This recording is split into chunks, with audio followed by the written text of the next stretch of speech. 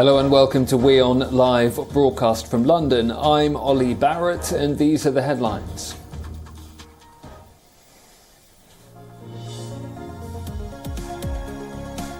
Russian President Vladimir Putin says major leaks in the Nord Stream pipelines were an act of international terrorism that he says benefit the United States, Poland and Ukraine.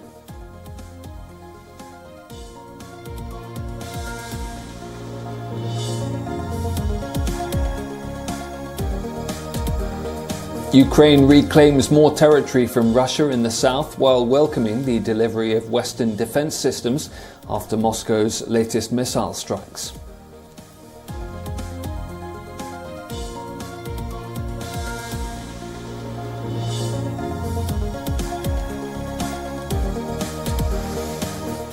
UK Prime Minister Liz Truss is facing MPs in the House of Commons right now for the first time since the mini-budget from her government sparked financial chaos. Liz Truss says she is committed to not making public spending cuts.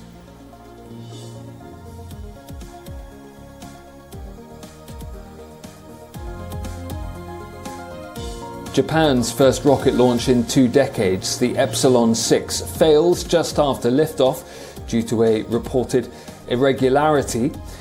Meta founder and CEO Mark Zuckerberg lost over 119 million Facebook followers, temporarily bringing his follower count to 10,000 due to a software bug.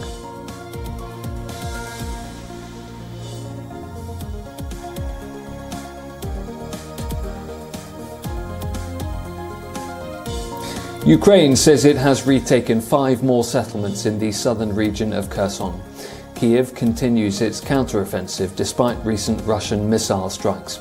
According to Ukrainian officials, its armed forces have liberated 5 more settlements in Berislav district of Kherson after regaining almost full control of the northeastern region of Kharkiv. Ukrainian forces recently claimed more gains on the eastern and southern fronts. Kherson is one of the 4 regions in Ukraine that Moscow recently claimed to have annexed. On Monday, Russia launched a series of missile attacks on Kiev and other Ukrainian cities, killing at least 19 people. Russia said it was a response to the blasts on the bridge which links Russia and Crimea. Russia's Federal Security Service claims it has detained 5 Russians and 3 citizens of Ukraine and Armenia over that explosion. The FSB says the blast was organised by the Ukrainian military intelligence and its director Kyrylo Budanov. A senior Ukrainian official has dismissed Moscow's investigation as nonsense. Meanwhile, Ukraine's energy minister says Russian missiles hit about 30% of Ukraine's energy infrastructure. At the Zaporizhzhia nuclear power plant, a recently restored power line has been cut again.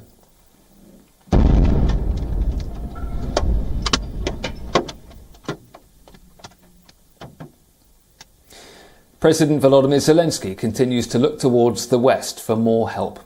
Ukraine has received the first of 4 Iris-T SLM air defence systems that Germany promised to supply. NATO Secretary-General Jens Stoltenberg on Wednesday welcomed decisions by NATO allies to provide air defence systems to Ukraine.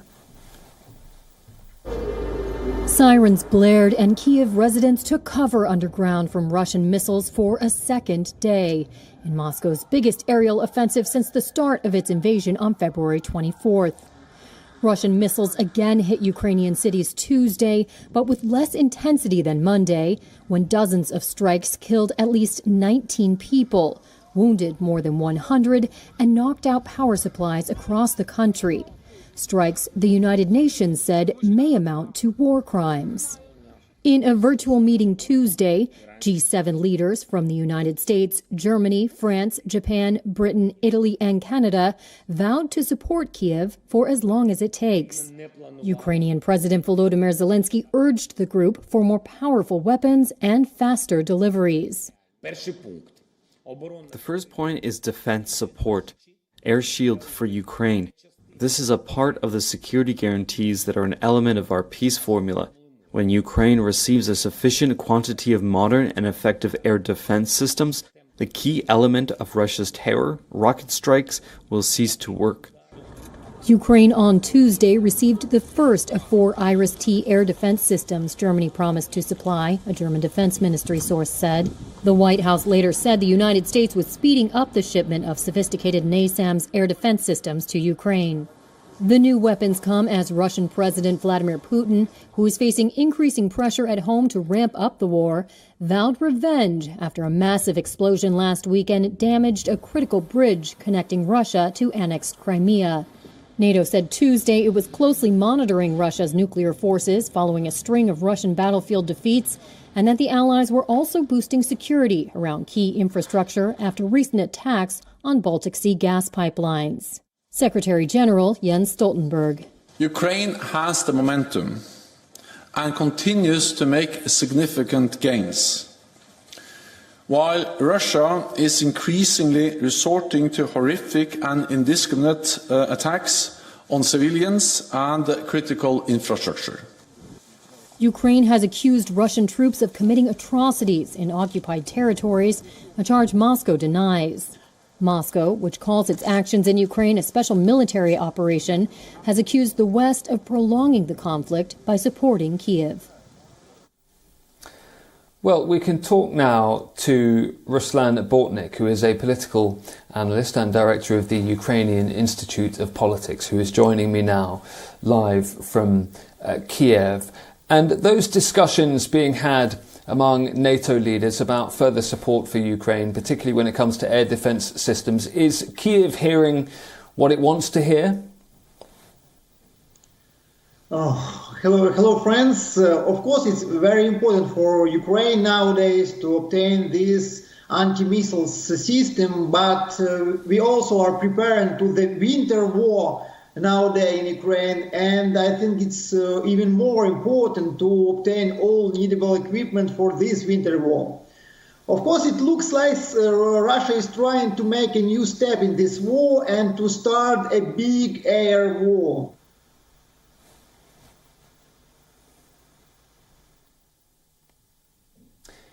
And so is Kyiv hearing what it wants to hear from those leaders in Brussels? Is there a sense in Ukraine that it's going to see a response to the renewed calls for more air defense equipment?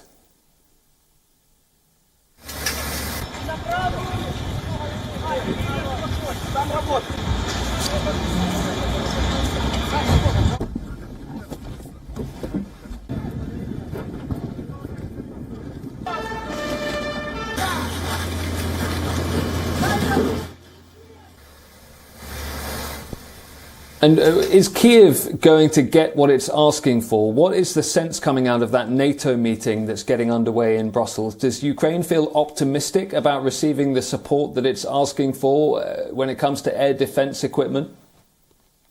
I don't know what is about Ukrainian president feeling, but I'm sure Ukraine feels very confident now, because we are sure that Russian air war will not make defeat of Ukraine. Of course, it's very dramatic and very exhausting for Ukraine, but it's not enough to blow Ukraine. And we feel very confident, and we want more weapons from our Western partners, especially the anti-missile, anti-rocket systems. We've also seen the Russians targeting energy infrastructure. How much do people in Ukraine fear the looming winter with only sporadic energy supplies? The Ukrainian government appealed to the population, to the ordinary people, with a request to save electricity and not turn on washing machines, microwave ovens, heaters, and so on.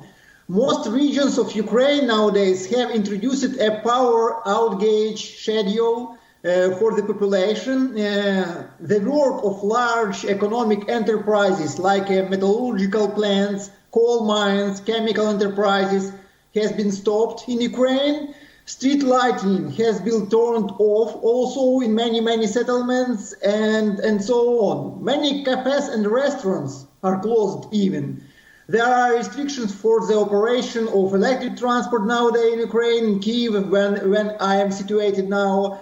And at the same time, the integrity of the energy system of Ukraine has not been destroyed, and it continues to function, and in Ukraine it is still warm enough to avoid the humanitarian crisis. Okay, Ruslan, thank you. That's Ruslan Bortnik. Thanks for staying on the line after some difficulties with our connectivity. Political analyst and director of the Ukrainian Institute of Politics. To the UK now, and its economy unexpectedly shrank in August after growth the previous month. According to the Office for National Statistics, gross domestic product contracted by 0.3% in August. The ONS says the fall was because of a slowdown in manufacturing and in consumer-facing businesses, with the largest falls in sports, amusement and recreation. Meanwhile, the Bank of England has been forced to confirm that its emergency bond buying scheme will close this Friday. That's what Governor Andrew Bailey said on Tuesday, but then there were reports that the bank was considering extending the programme. So the BOE has now issued a new statement clarifying that it won't go beyond the end of the week. There has been volatility on financial markets in the UK since the government unveiled a mini-budget last month. UK Business Secretary Jacob Rees-Mogg has been defending the government's fiscal policy, insisting that growth must be the priority. First of all, the ONS recently updated earlier figures in the year to show that the economy had grown rather than shrunk. So figures on the day they're announced of economic growth or otherwise can't be entirely relied on. They're highly subject to change. But if they can be relied on, then clearly it was right of the Chancellor to provide a modest fiscal stimulus to try and ensure that we don't have a shrinking economy. Well, we can talk now to my colleague Sumit Chaturvedi, WION's business editor, who's joining me live from New Delhi. Sumit, just explain in a little bit more detail why the Bank of England has had to put out that new statement today confirming what it says its position is on its bond buying programme. Let's start with the two figures I would like to put across here, Ollie. 1/3 of households in UK, they have no meaningful savings. That's one important figure. Second, 30% of mortgage takers are going to reduce expenditure. Here we show how fragile is UK's economy now, and Bank of England, it had to intervene at the right moment with the emergency at the urgent moment with the bond buying program. This time also it's likely to continue further, and it's possible recession now UK is staring at. That's what is creating problems. By some parameters, UK is already into recession. The flat growth we saw in June, July, August, well, that's creating troubles for many economies. They are saying that UK economy is already in recession at a time it's facing many challenges. So this particular Bank of England statement, it clearly shows that it will keep on taking all measures that are necessary to keep economy stable or financial stability. That's what they have, the word they have used so far. Clearly, the pound, it plunged a few weeks ago, and from there, it was clear how fragile is UK's economy. And going by some parameter, as I said, it's in recession already. Manufacturing is down, mining is down, even health sector expenditure there is already down. And we should keep in mind, we are talking at a time when two important things have happened. Brexit has happened, and second, COVID lockdowns, they also dented UK's economy. So coming at this time, geopolitical tensions are there. So Bank of England will take all necessary steps, and today's statement was in a way supporting that thought only. Okay, Sumit, well, just to clarify, the Bank of England intervened in the first place, partly because of concerns about the UK's pensions industry, and that's why the bond buying programme was initially launched. It was on Tuesday in Washington that the Governor of the Bank of England, Andrew Bailey, said that that sector really had to get it done. And what he meant by that was that they needed, in that part of the industry, to take advantage of the bond buying programme that the bank had already announced to get more liquidity into some of those pension funds with exposure to the UK's gilts. Now, overnight we had further reporting, particularly from the Financial Times, but from other sources as well, that the Bank of England had been signalling to some in the financial services sector that actually this bond buying programme could be extended. And it was that led to the Bank of England putting out its new statement saying that it wanted to clarify. And it said in the updated statement that the Bank of England has been clear from the outset that the targeted purchase of gilts will end on October the 14th. But crucially, at the end of that statement, and this is what Sumit is referring to there, the bank's saying beyond the 14th of October, a number of facilities are in place to ease liquidity pressures. So you can see that the bank has been forced into that clarification by overnight reporting, insisting that it will end its bond buying programme by the end of this week as planned, but also at the same time making it clear that it has other weapons in its armoury if required.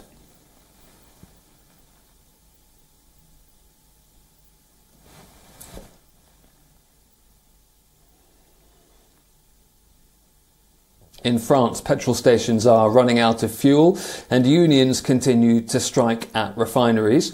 These strikes have cut 60% of domestic refining capacity. French petrol stations are running short of supplies amid a strike by refinery workers. Drivers in a line for gas at one Paris filling station had a simple verdict. Catastrophique. It's a catastrophe, says this man, adding it takes 1 hour to get any fuel. The strikes have now been running for weeks. They've knocked out about 60% of domestic refining capacity and blocked distribution from depots. Workers want pay rises from oil giants Total Energy and ExxonMobil. Fabien Cros is a union representative at one refinery. The one that's creating disturbances in society is of course the company Total, which for us has social and societal responsibilities. Considering it made 20 billion in profits within 6 months, it should answer to the minimum expectations of its workers and to all French workers. The strike comes as Europe grapples with a broader cost of living crunch driven by soaring energy costs. France's government says it stands ready to intervene. On Tuesday, Finance Minister Bruno Le Maire said Paris was ready to dip into strategic reserves and order strikers back to work. Unions say any such move will only make them more determined and see industrial action broaden to other firms. A court in military-ruled Myanmar convicted the country's ousted leader Aung San Suu Kyi on 2 more corruption charges. The 77-year-old Nobel laureate faces charges for at least 18 offences, ranging from graft to election violations, carrying combined maximum terms of nearly 190 years. Suu Kyi calls the accusations against her absurd and denies any wrongdoing. She's being held in solitary confinement in the capital, Naypyidaw. Her trials have been conducted in closed courts. It's reported the latest charges were related to allegations that Suu Kyi accepted bribes from a businessman. She received 3-year jail sentences on 2 charges to be served concurrently. Opponents of the military say the charges against her are aimed at blocking her from ever getting involved in politics again. The junta insists that Myanmar's courts are independent and those arrested are receiving due process.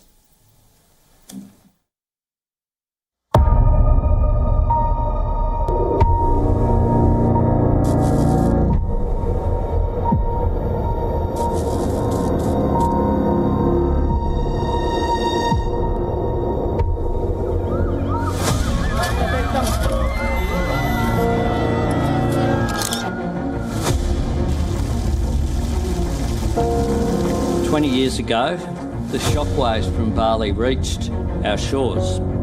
20 years ago, an act of malice and calculated depravity robbed the world of 202 lives, including 88 Australians. 20 years on, the ache does not...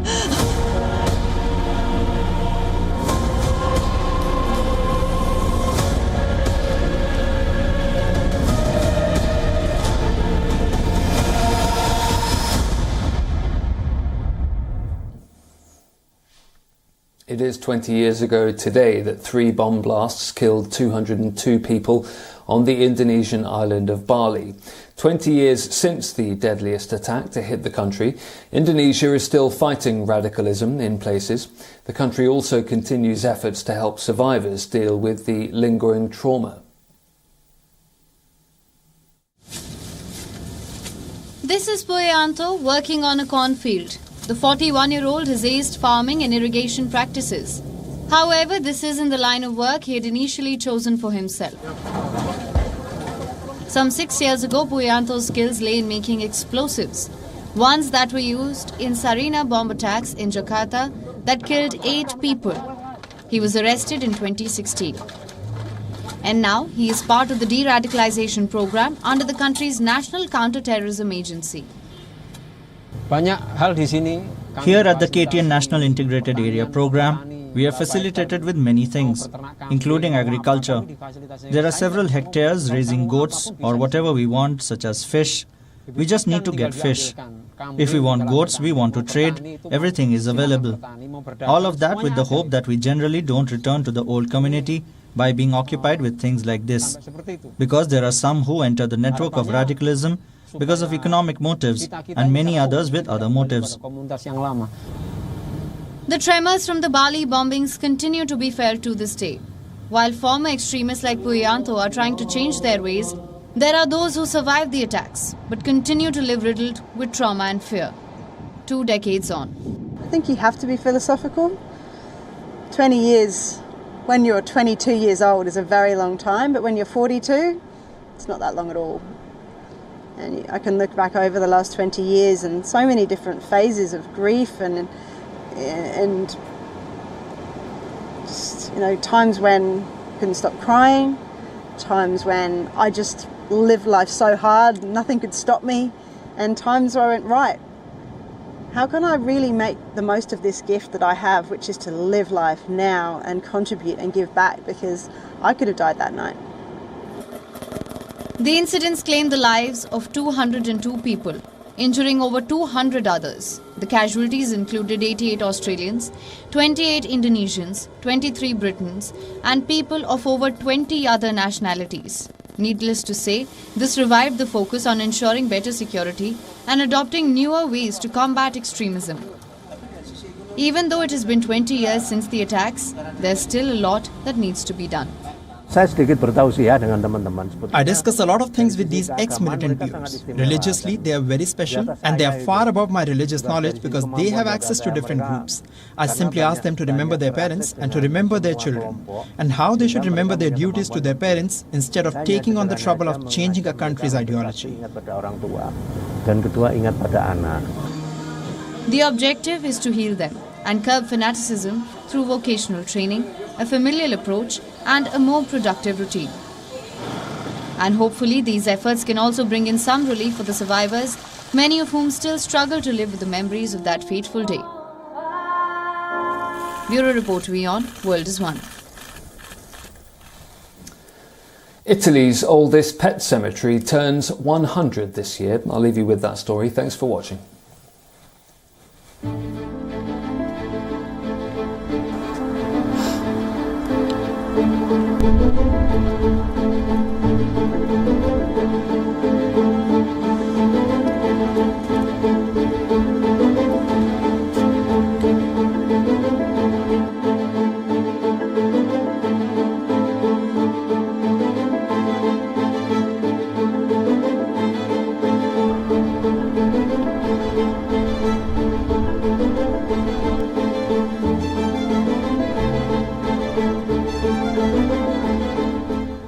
Here it works on a 5-year rotation basis. Many people renew, but many people don't renew. And it's not a bad thing, because if you don't renew, it means the pain has passed.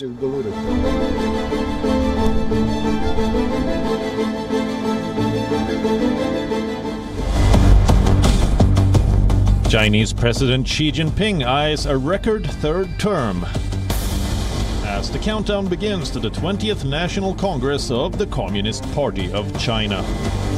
Xi's flagship project, Zero COVID, threatens his legacy as the Chinese economy falters and US-China tech war brews.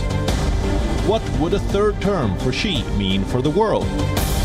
And will the Communist Party of China solve its woman problem? The Great Wall of Xi, the big focus on WION. World is One.